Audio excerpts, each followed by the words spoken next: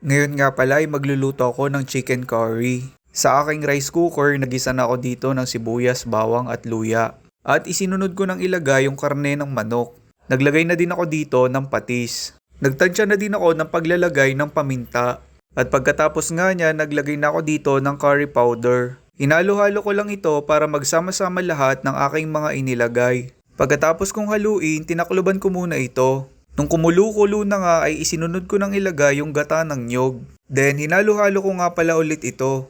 Nag-crave nga pala ako sa chicken curry kasi ang tagal ko nang hindi nakakakain yan.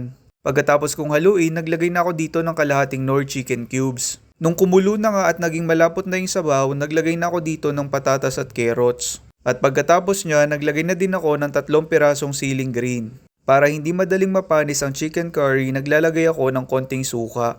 Bago nga pala ninyo haluin, kailangan napakuluan siya ng mga ilang minuto. Ayan, luto na. Tara, kain tayo.